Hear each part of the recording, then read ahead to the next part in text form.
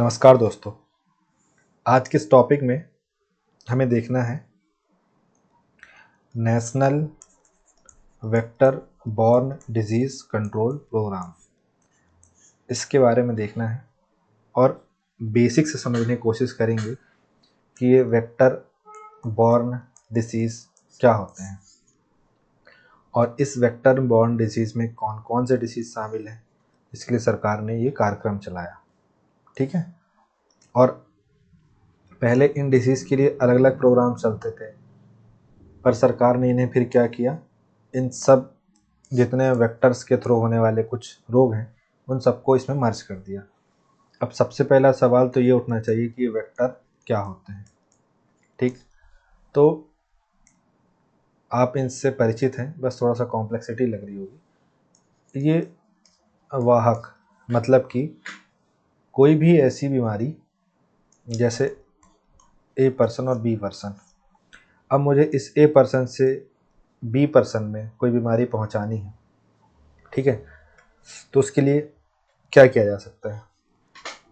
तो इसके लिए ये किया जा सकता है कि मान लीजिए इसके ये जो व्यक्ति है, इस व्यक्ति को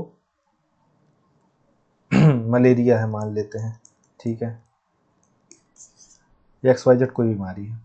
तो अगर इसके अंदर का जो ब्लड है, ठीक है, वो एक इंजेक्शन में निकाल के इस व्यक्ति के अंदर डाल दें तो उसको भी बीमारी हो जाएगी, ठीक है। पर ये तो हमने किया, लेकिन जब यही बीमारी कोई कीट करे, कोई मच्छर करे, कोई कृमि करे, तो जब ये इन सब के वाहक इनमें से कोई होता है या ऐसा कोई होता है, जैसे इस ए व्यक्ति को मच्छर ने काटा, ठीक है, मतलब इसको मलेरिया था, इसको मच्छर ने काटा। अब इस मच्छर के अंदर कौन सा ब्लड आ गया है? ये मलेरिया वाला ब्लड आ गया है। अब आकर के अगर वो इसको काट दिया तो इसको ही मलेरिया हो जाएगा, ठीक है। तो इससे इस तक पहुंचाने में किसने सहायता करी? वाहक कौन था? ये वाहक बना ना। तो ऐसे ही हमें ऐसे जो रोगाणु हैं, ठीक है, यही सब हैं वाहक। तो इनके द्वारा जो जो डिसीज़ होते हैं उनके बारे में हमें पढ़ना है, ठीक है। अब जैसे आप जानते होंगे कि मैंने मलेरिया का नाम लिया तो उसमें मलेरिया शामिल है। जैसे आप जानते होंगे कि डेंगू है, जैसे आप जानते होंगे चिकनगुनिया, ठीक, आप जानते होंगे फाइलेरिया, ठीक है, आप जानते होंगे जापानीज इंसेफ्लाइटिस, ठीक। तो ऐसे ही तमाम बीमारियां जो है इसमें इंक्लूड है और उन्हीं के बारे में हम समझेंगे। जैसे मलेरिया, डेंगू या आपका फाइलेरिया है। बट मैं आपको अगर इसको एक दूसरे तरीके से और अच्छे से समझाऊं, जो कि हमारा काम है समझना, वो कर लेते हैं। अगर आपका ये 7 मार्कर में भी आ जाता है तो आप उसको कैसे लिख सकते हैं, ठीक है। और ये आपका किस में आ जाए, 10 मार्कर में आ जाए तो भी बन जाएगा। तो बेसिकली हमको एक डब्बा बनाना है और उस डब्बे के अंदर में समझना है कि कौन कौन सी बीमारियाँ शामिल है इसमें, ठीक है। तो शुरू करते हैं। बाकी इस प्रोग्राम के बारे में डिटेल से तो आगे समझेंगे, पहले इन बीमारियों को समझ ले। तो सबसे पहले तो हम यहाँ पे लिख लेते हैं बीमारी, ठीक है। आप बीमार हो गए तो इसका वेक्टर क्या था, वाहक क्या था, ठीक है। फिर ये अफेक्ट करने वाला जो पार्ट है शरीर का वो कौन सा है, ठीक है। और यहाँ पे हम देख लेंगे कि उसके सिम्टम्स क्या होते हैं, ठीक है। फिर यहाँ पे ट्रीटमेंट भी है, पर अपन को MBBS तो करना नहीं है, बाकी समझ लेंगे थोड़ा बहुत, ठीक है। तो सबसे पहले देखिए 2 चीज़ें देख लेते हैं। जैसे कि डेंगू है, ठीक है। आपको पता है कि डेंगू वायरस से होता है, ठीक है। पर यहाँ पे हम क्या डिस्कस कर रहे हैं, वेक्टर, ठीक है। ये वायरस से होता है पर हमें मोस्टली हमें क्या डिस्कस करना है, वेक्टर डिस्कस करना है। तो वेक्टर क्या है इसका, एडीज एजिप्टी, ठीक है। ये क्या है, मच्छर है एक, और वो भी कौन सी, मादा मच्छर है, ठीक है। ये आपके शरीर के जो ब्लड वेसल्स हैं उसको प्रभावित करती है, ठीक है। आपने देखा होगा कि जो प्लेटलेट्स है वो डाउन हो जाती हैं, ये सिम्टम्स में आ जाएगा। सिम्टम्स में देखें तो बहुत तेज़ बुखार आता है, ठीक है, मतलब एकदम इतना तेज़ बुखार आएगा कि आप समझिए फिर बॉडी पेन करेगी पूरी आपकी। मेरे को तो हो चुका है, तो मैं इससे तो बहुत अच्छे से वाकिफ़ हूँ, ठीक है। फिर आपको ब्लीडिंग भी हो सकती है, ठीक है, नोज़ के माध्यम से। फिर उसके बाद आपको क्या कहना चाहिए, रैशेस भी होंगे, ठीक है। इस तरीके से चीज़ें होती हैं सर। तो ये हो गया आपका डेंगू, ठीक है। फिर इसके बाद डेंगू के बाद एक और बीमारी है चिकनगुनिया, ठीक है। चिकनगुनिया जो है ये भी फैलती है इसी एडीज एजिप्टी के द्वारा, ठीक। और ये जो मच्छर है ना, ये वाला, ये आपको डे में बाइट करेगा, 9, 10, 11, 12 इस टाइम के आसपास बाइट करेगा आपको। फिर तो ये जो चिकनगुनिया ये भी एडीज एजिप्टी जो मॉस्किटो है उसी की वजह से हो रहा है। इसमें जो आपका एरिया होता है, जॉइंट्स वाला एरिया जो होता है, ठीक है, और मसल वाला जो एरिया होता है वो प्रभावित होता है। इसमें भी बहुत तेज़ फीवर आएगा, बॉडी पेन होगा, जॉइंट पेन होगा, ठीक है, स्वेलिंग होगी, आपको सूजन टाइप से आएगी, ये सब होगा, ठीक है। फिर तीसरा हम पढ़ते हैं आपका फाइलेरिया, ठीक है। तो फाइलेरिया को हम हाथी पाँव के नाम से भी जानते हैं। तो इसमें जो क्यूलेक्स मच्छर होता है ना वो काटता है। देखिए अभी शुरू से जो चले आ रहे हैं ना, सब मच्छर मच्छर ही काट रहे हैं, ठीक है।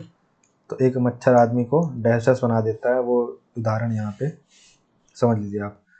तो इसमें क्या होता है, इसमें जो आपकी लिम्फ नोड्स हैं, इसको तो अच्छे समझेंगे हम कि ये कैसे होता है पूरा।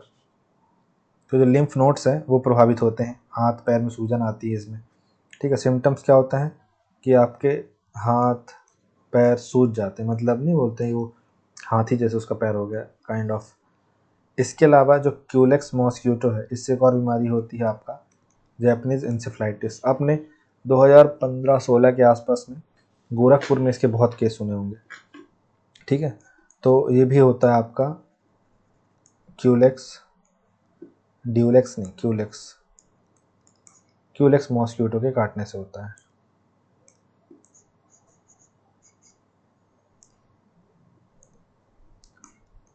क्यूलेक्स, ठीक है, ये हो गया आपका। तो इसमें क्या होता है, आपका कौन सा एरिया इफेक्ट होता है, ब्रेन, ठीक है, नर्वस सिस्टम जो है प्रभावित हो जाता है इसका। इसमें क्या होता है, फीवर आता है बहुत तेज, ठीक है, वॉमिटिंग होती है, कन्फ्यूज़न, अनकॉन्शियसनेस, मतलब बेहोशी टाइप से होता है, ये सब हो जाता है। इसके बाद हम देखेंगे कि आपका है मलेरिया, ठीक है, जो कि सर्वव्यापी है। ये होता है मादा एनाफिलीज मच्छर से, ठीक है। और ये आपके शरीर के जो आपकी आरबीसी होती है ब्लड में, उसको प्रभावित करती है, ठीक। इसमें क्या सिम्टम्स होते हैं, बुखार, ठीक है, और कपकपी आना, ठीक है। इसके अलावा पसीना, ये सब चीज़ें इसमें होता है। देखिए आपको डेंगू हो रखा होगा, हो सकता है, ज़रूरी नहीं है, और आपको मलेरिया भी हो सकता हो रखा हो, नहीं भी हुआ होगा तो अपने अपने आस पास तो इसके केस देखे ही होंगे, ठीक है। इसके अलावा एक और बचता है भी, जो मैं यहाँ लिख देता हूँ,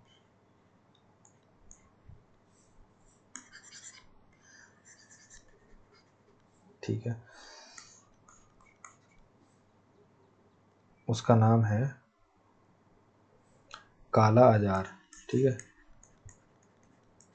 काला अजार, ठीक है। ये क्या होता है, ये फैलता है आपके सैंड फ्लाई, ठीक है, इसे बालू मक्खी भी बोलते हैं, उसके माध्यम से, ठीक है। इसमें कौन सा एरिया इफेक्ट होता है अपने शरीर का, इसमें हमारे शरीर का जो लीवर है, ठीक है, स्प्लीन है, जिसको प्लीहा बोलते हैं, जिसमें आरबीसी की डेथ होती है। इसके अलावा जो स्किन है ये प्रभावित होता है। इसके अलावा हम देखें तो हमको क्या होगा, सिम्टम्स क्या होगा, बुखार चढ़ेगी, ठीक है, जो हमारा वज़न है वो घट जाएगा, ठीक है, इसके अलावा और क्या होगा, जो स्किन है वो हमारी डार्क होने लग जाएगी, स्किन डार्कनिंग ये स्टार्ट हो जाएगा। तो हमें क्या समझना है कि ये जो हमने तमाम ये बीमारियां देखी, ठीक है, तो यही सब इस national vector borne disease control programme के अंतर्गत आते हैं। ठीक है, तो आपको तो पहली बात तो वो प्रोग्राम तो हम पढ़ेंगे, लेकिन हमें ये भी तो पता होना चाहिए कि कौन कौन सी बीमारियां हैं। अब देखिए, मैंने यहाँ पे एक आपके लिए अच्छा काम क्या कर दिया है, इसको तो आप याद कर ही लेना, ये आपको प्री में भी काम आएगा। यहाँ पे जैसे ये पांचों है, ठीक है ना, ये सब किससे होते हैं, ये सब मच्छर के काटने से हो रहे हैं। ये भी मादा मच्छर है, ये भी मादा मच्छर है, ये भी मादा मच्छर है, ठीक है, ये भी क्यूलेक्स मच्छर काटने से हो रहा है। तो डेंगू, चिकनगुनिया, एडिस एजिप्टी मच्छर के काटने से हो रहे हैं। फाइलेरिया और जैपनीज एन्सेफलाइटिस क्यूलेक्स मच्छर के काटने से हो रहे हैं। और जो मलेरिया है वो मादा एनाफिलिस मच्छर के काटने से हो रही है। ठीक है, इसके अलावा जो काला जार है वो बस थोड़ा सा अलग है, वो बालू मक्खी काटने से हो रहा है। ठीक है, इसके अलावा और नॉलेज के लिए अगर मैं आपको बता दूं, जैसे जैपनीज इंसेफ्लाइटिस है, ये भी ये वायरस के मतलब वायरस द्वारा होने वाली बीमारी है। ठीक है, ये आपका जो है ये प्रोटोजोआ के माध्यम से होने वाली बीमारी है। ठीक है, ये जो काला जार है आपका, ये भी इसी में शामिल है, जो प्रोटोजोआ वाला है सेक्शन है। ठीक है, तो ये वायरस तो है ही, तो ये हमको मोस्टली सब ध्यान देना है। ठीक है, अब यहाँ पे आप देख लीजिए कि जो national vector borne disease control programme है उसके बारे में थोड़ा सा ब्रीफिंग ले लेते हैं कि यहाँ पे लिखा है कि वेक्टर क्या है। तो कोई भी रोगजनक जो किसी भी संक्रामक एजेंट को अन्य जीवित जीवों में ले जाता है और प्रसारित करता है, ये वाहक परजीवी या अन्य रोगाणु हो सकते हैं। ठीक है, वेक्टर परजीवी मतलब ये प्रोटोजोआ वगैरह या फिर अन्य रोगाणु जिसमें वायरस बैक्टीरिया सब शामिल है। वेक्टर जनित रोग जो है आपका, तो वेक्टर मतलब वाहक के कारण होने वाली बीमारी है। एक वेक्टर मच्छर हो सकता है, पिस्सू, किलनी, वही मतलब मैंने जो बोला आपको कि वो इंसेक्ट्स हो सकता है, मॉस्किटो हो सकता है, कृमि हो सकता है। बीमारियों के प्रेरक सूक्ष्म जीव का वाहक होता है। ठीक, रोग वाहकों की प्रजनन दर जलवायु और मौसम से प्रभावित होती है। ऐसी बीमारियां व्यापक हैं और दुनिया भर में पाई जाती हैं। 7 लाख से अधिक मरीज मर जाते हैं वेक्टर जनित बीमारियों से। दुनिया में प्रमुख वेक्टर जनित बीमारियों में लगभग 17% जो है वो संक्रामक है। उष्णकटिबंधीय और उप उष्णकटिबंधीय क्षेत्रों की सबसे गरीब आबादी ऐसी बीमारियों से अत्यधिक प्रभावित है। आप देखेंगे कि जो 0 डिग्री वाला एरिया है ना, इक्वेटर के पास वाला, वो बहुत ज़्यादा इससे प्रभावित है। मलेरिया शायद दुनिया में सबसे प्रसिद्ध, मतलब निगेटिवली प्रसिद्ध वेक्टर जनित रोग है। ठीक है, अब देखिए जो भारत में वेक्टर जनित रोग हैं उसके बारे में देख लेते हैं। भारत में लगभग हर साल 20 लाख मलेरिया के मामले दर्ज किए जाते हैं। देश के अधिकांश ग्रामीण इलाके मलेरिया से ग्रस्त हैं। ठीक है, उड़ीसा, यूपी, झारखंड, छत्तीसगढ़, इन क्षेत्रों में हर साल मलेरिया के कई मामले सामने आते हैं। एक बहुत फेमस राइटर हैं युवाल नोआह हरारी।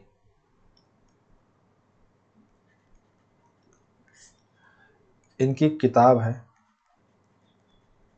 होमो डेयस। इसमें ये कहते हैं कि नेशनलिज्म से पनपा, क्या आपका, जैसे नेशनलिज्म पनपता है बहुत ज़्यादा, तो एक कंट्री के लिए बहुत ज़्यादा सिक्योरिटी पर्पस पैदा करता है। ठीक है, कि मतलब मेरा देश सर्वश्रेष्ठ है, मेरा देश सर्वश्रेष्ठ है, और दूसरे देश से लड़ने के लिए प्रबलता पैदा करता है।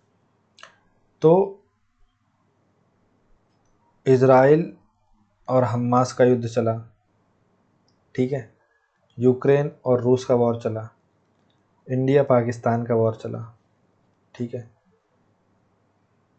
इनका ये कहना था, मतलब तब ये उस कॉन्टेक्स्ट में कह रहे थे कि जो टेररिज्म है, ठीक है ना, इसकी वजह से जितनी मौतें नहीं हुई उससे ज़्यादा मौतें डेंगू, मलेरिया, चिकनगुनिया, इन सब की वजह से हो जाती है।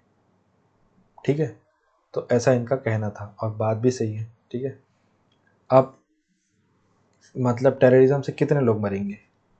ठीक है, टेररिज्म एक धंधा है, मतलब कि अगर टेरर नहीं होगा, अगर आपके घर में टेरर नहीं होगा कि भाई सोने की चोरी हो जाएगी, तो सोना लॉकर में रख दो। आप लॉकर में रखने जाएंगे, 15,000 रुपये से 20,000 रुपये का एक एफडी होगा, ठीक है, 2,000 रुपये के आसपास का साल का चार्ज होगा, उसके अलावा सोना भी खरीदना होगा।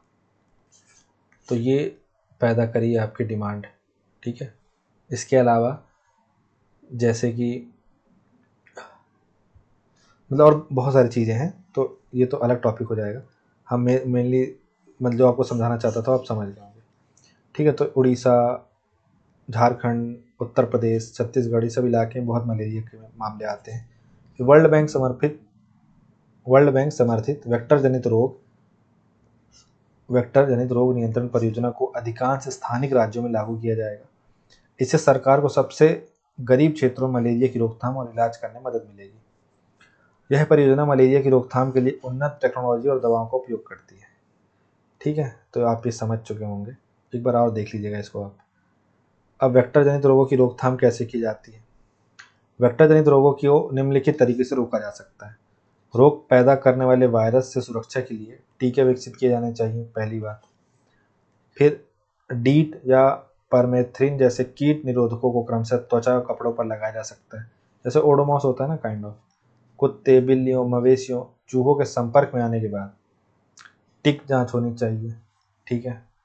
फिर मच्छरों से बचाव के लिए सोते समय जाल का प्रयोग करना चाहिए, मतलब मच्छरदानी लगानी चाहिए।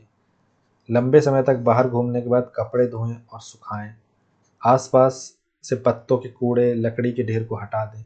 पानी जमा न होने दें, जैसे कि क्या होता है, कूलर में पानी जमा हो जाता है, फिर बरसात आ जाती है, उसके बाद हम पानी को हटाते नहीं हैं तो उसमें मच्छर पनप जाते हैं।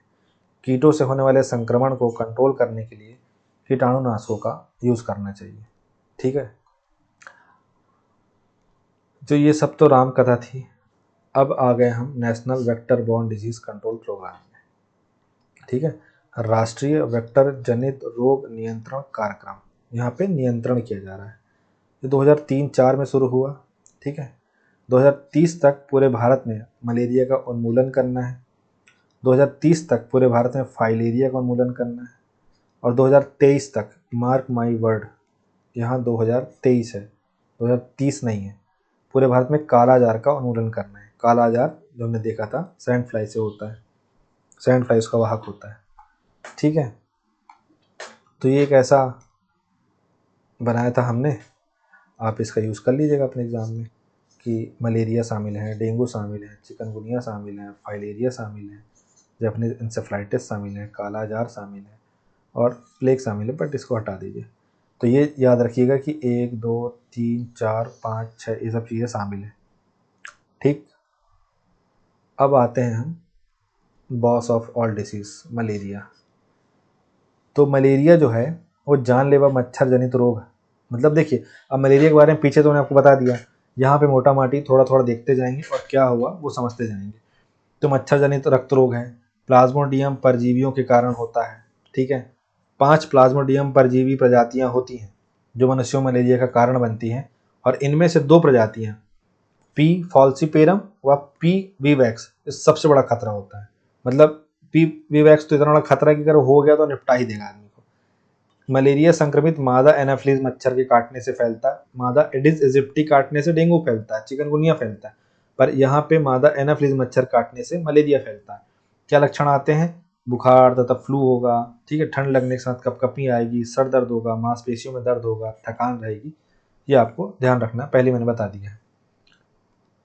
अब भारत में क्या किया गया, देखिए, national vector borne disease control programme तो 2003-04 में शामिल हुआ सबको इंटीग्रेट करने के लिए। पर क्या इसके पहले मलेरिया बीमारी नहीं थी, उसके लिए भी कुछ सेपरेटली प्रोग्राम चल रहा था, तो वो देख लेते हैं।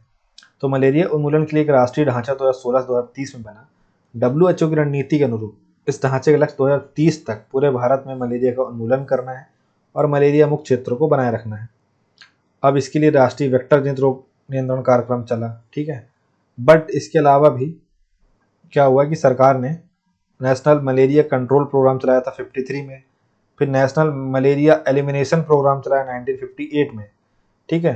फिर उसके बाद नेशनल एक्शन मलेरिया प्रोग्राम चलाया 1998 में, ठीक है। तो ये हमको ध्यान रखना है। बाकी वेक्टर बॉर्न डिजीज तो जोड़ ही देना है। इसके अलावा एक और है मलेरिया उन्मूलन अनुसंधान गठबंधन भारत मेरा इंडिया करके कॉन्सेप्ट था। इसकी स्थापना भारतीय चिकित्सा अनुसंधान मतलब ICMR द्वारा की गई और यह भागीदारों को मलेरिया नियंत्रण अनुसंधान से सहयोग करता है। तो मोटा माटी आपको ध्यान रखना है कि मलेरिया के लिए क्या किया गया है। तो 1953 में कंट्रोल किया गया, न कंट्रोल नहीं हुआ तो फिर बोले एलिमिनेट करेंगे, एलिमिनेशन किया गया। फिर 1998 में एक्शन प्लान चलाया गया, ठीक ऐसा हुआ। फिर 2003-4 में आपका आ गया national vector borne disease control programme, तो इसमें शामिल कर दिया गया। फिर ये बोला गया WHO के साथ मिलकर 2030 तक जो है इसको हम दुनिया से ख़त्म कर देंगे। देखते हैं क्या होता है, हम भी यहीं हैं, तुम भी यहीं हो, ठीक। तो ये सब हो गया, होप सो ख़त्म हो जाए, कौन चाहता मलेरिया रहे, ठीक है। अब डेंगू आ गया, ठीक है। अब इधर तक कैसे समझ गए थी आप। डेंगू एक मच्छर जनित उष्णकटिबंधीय बीमारी है, ठीक है। यह आपको मतलब जो डेंगू वायरस है इसका जीनस फ्लेवी वायरस के कारण होता है। ये वायरस फ्लेवी वायरस का नाम है, पर ये जो मच्छर है वाहक है इसका, ये एडिस एजिप्टी है। देखो दो चीज़ें होती हैं, एक तो हो गया कि ये डेंगू जो है ये वायरस है, बैक्टीरिया है, प्रोटोजोआ है, क्या है, तो ये तो है वायरस। अच्छा, अब इसको इस वायरस ने जो रोग पैदा कर दिया, इसको ट्रांसफॉर्म कौन करेगा, ट्रांसपोर्ट कौन करेगा इसका ट्रांसपोर्ट करेगा कौन, मादा एडिस एजिप्टी। तेज बुखार, तेज सिर दर्द पहले मैंने बता दिया, आगे यही सब होगा इसमें। फिर आ गया फाइलेरिया में, ठीक है। तो फाइलेरिया पीछे मैंने डिस्कस किया है आपको कि जो फाइलेरिया होता है वही क्यूलेक्स मच्छर जो होता है उसकी वजह से काटने से होता है, ठीक है। इसमें क्या होता है, सूक्ष्म तंतु जैसे कृमियों के कारण होने वाली परजीवी संक्रमण है, जिसे फाइलेरिया कहते हैं, ठीक है। फाइलेरिया ऑल्सो नॉन एज क्या, ऑल्सो नॉन एज एलिफेंटियासिस, ठीक है। देखिए इसकी एक मैं आपको प्रॉपर तरीके से समझा देता हूँ आपको, ये होता क्या है इसमें। ये एक ऐसी बीमारी है जो एक खास मच्छर के काटने से होती है, जिसे हम क्या कहते हैं, जिसे हम कहते हैं क्यूलेक्स मॉस्क्यूटो, ठीक है। जब ये मच्छर किसी इन्फेक्टेड व्यक्ति को काटता है तो उसका खून माइक्रोवॉर्म से भर जाता है, ठीक है। जब ये मच्छर फिर किसी हेल्दी आदमी को काट देता है तो ये छोटे छोटे कीड़े या वॉर्म्स उसके ब्लड के जरिए लिम्फेटिक सिस्टम में चले जाते हैं, ठीक है। तो यहाँ पे मैं शॉर्ट से बता देता हूँ, वॉर्म्स कहाँ चले जाते हैं, LYMPHATIC, लिम्फेटिक सिस्टम में चले जाते हैं।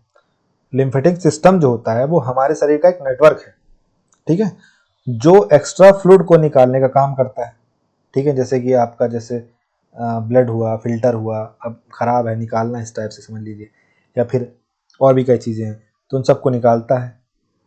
जब ये वॉर्म्स वहाँ सेटल हो जाते हैं, ठीक है, तो देखिए मतलब लिम्फेटिक सिस्टम जो है वो क्या करता है, लिम्फेटिक सिस्टम जो है हमारे शरीर का एक नेटवर्क है जो एक्स्ट्रा फ्लूइड को निकालने का काम करता है।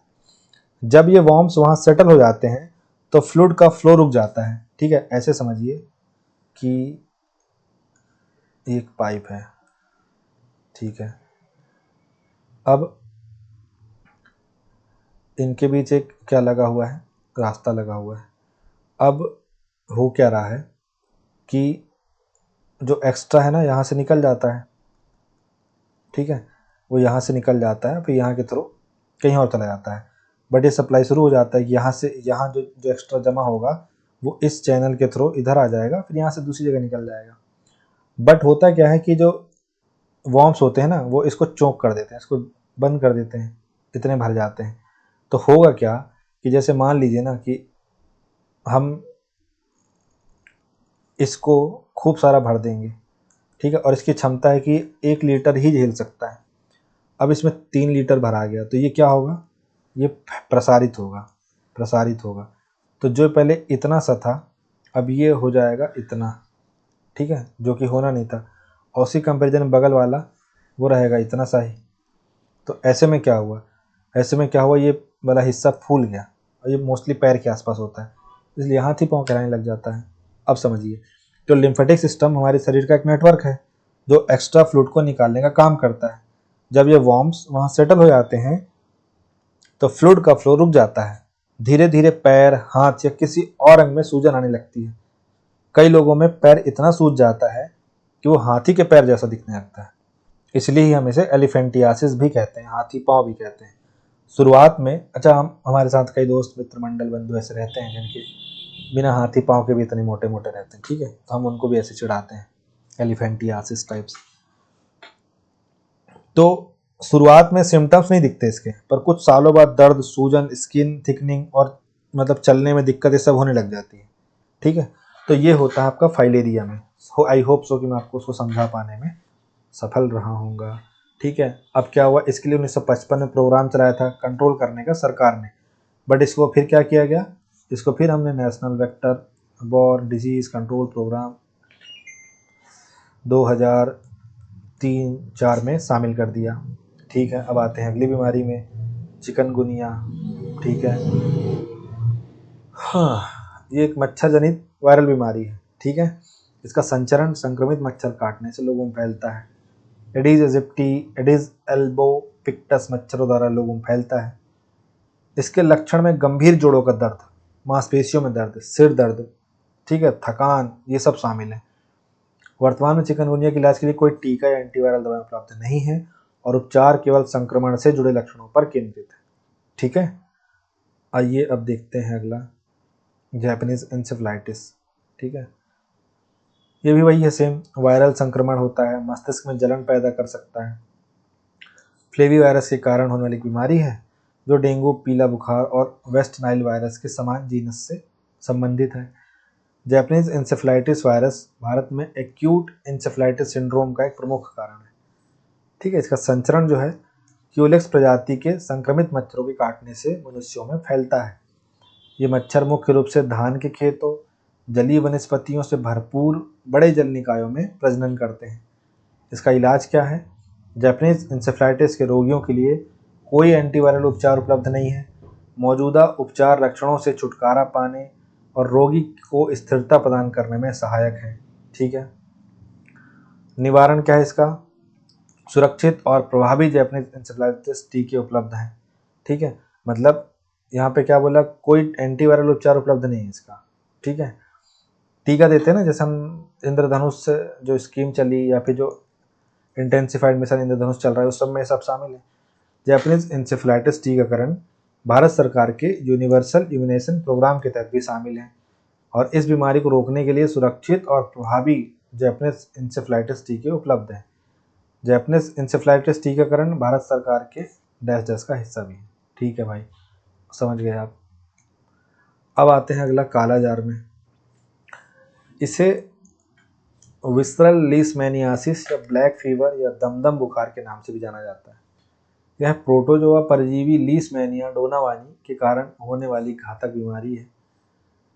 इसके 3 प्रकार हैं, आंत का लीशमैनियासिस, त्वचा का लीशमैनियासिस, श्लेष्म त्वचा का लीशमैनियासिस, ठीक है। आंत का लीशमैनियासिस मतलब शरीर के कई अंगों को प्रभावित करता है और रोग का सबसे गंभीर रूप है। त्वची लीशमैनियासिस में क्या होता है, बीमारी त्वचा के घावों का कारण बनती है और यह बीमारी का आम रूप है। और इस वाले में क्या होता है, त्वचा एवं श्लेष्मिक घाव का कारण है ये, ठीक है। संचरण कैसे होता है, एक संक्रमित मादा फ्लेबोटोमाइन सैंड फ्लाई के कारण के काटने से मनुष्य में फैलता है। संकेत और लक्षण, बुखार, वजन घटेगा, ब्लड की कमी हो जाएगी, लीवर और प्लीहा ये बढ़ने लग जाएंगे। निवारण क्या है, सैंड फ्लाई के प्रजनन स्थलों को कम करने, लोगों को सैंड फ्लाई के काटने से बचाने के उपाय शामिल हैं। कीटनाशकों, मच्छरदानी, इन सब का उपयोग करना, आवाज़ की साफ सफाई, स्वच्छ पानी एवं स्वच्छता के माध्यम से ठीक होगा, ठीक, आप समझ चुके होंगे इसे भी। अब उपचार देखते हैं हम। तो काला जार के उपचार में सोडियम स्टीबोग्लूकोनेट और मेग्लूमाइन एंटीमोनिएट जैसी दवाओं का उपयोग शामिल है। ये आप नहीं लिखिएगा, मत टेंशन लीजिए, मतलब ये समझ लीजिए दवाई उपलब्ध है इसके लिए बस। WHO काला जार के उपचार के लिए 2 या 2 से अधिक दवाओं के संयोजन की सिफारिश करता है ना, मतलब मल्टी ड्रग्स देना है, क्योंकि मोनोथेरेपी में उपचार के विफल होने और दवा प्रतिरोध का उच्च जोखिम होता है। इसके लिए राष्ट्रीय कालाजार उन्मूलन कार्यक्रम भी चलाया गया था। जब हमारी नेशनल हेल्थ पॉलिसी 2017 में आई, उसके पहले आई थी 2002 में, तो इसमें कहा गया कि 2010 तक भारत में कालाजार का उन्मूलन का लक्ष्य रखा गया था, जिसे संशोधित करके 2015 कर दिया गया। अभी 2023 के आसपास चल रहा है मेरे ख्याल से। ठीक है, अब 2000 जो दक्षिण पूर्व एशिया क्षेत्र है हमारा, यहाँ से कालाजार उन्मूलन के लिए भारत, बांग्लादेश, नेपाल ने त्रिपक्षीय समझौता भी किया। वर्तमान में कार्यक्रम संबंधी सभी गतिविधियों को, मतलब जो कालाजार से रिलेटेड जितनी भी गतिविधियां चलती थी, उनको हमने national vector borne disease control programme में डाल दिया है। इसके माध्यम से इसको कार्यान्वित किया जा रहा है, कार्यान्वित किया जा रहा है, जो एक अम्ब्रेला कार्यक्रम है और राष्ट्रीय स्वास्थ्य मिशन के अंतर्गत आता है। ठीक, तो हमने यहाँ पे क्या समझा, वो हमने ये समझा कि जो आपका national vector borne disease control programme है, ठीक है, वो 2003-4 में आपका चला। ठीक है, इसके तहत हम क्या क्या करेंगे ये स्टार्टिंग में हमने पढ़ लिया। इसके तहत कौन कौन सी बीमारी शामिल है ये हमने पढ़ लिया।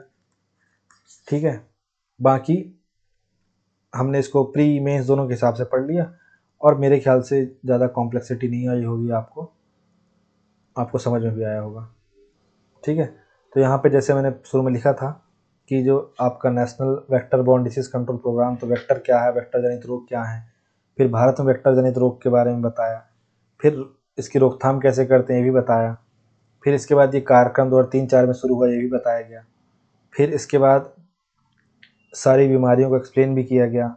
ठीक है, इसके बाद हमने ये भी देखा कि जो vector borne disease control programme है उसके अंतर्गत जो बीमारियां आती हैं उनके लिए पूर्व में क्या प्रोग्राम चलाए गए थे, और फिर इसमें उसको ऐड ऑन कर दिया गया, और फिर क्या किया गया। तो आई होप सो आपको एक क्लियर होगा। ठीक है, तो thank you so much for watching this video. Have a nice day.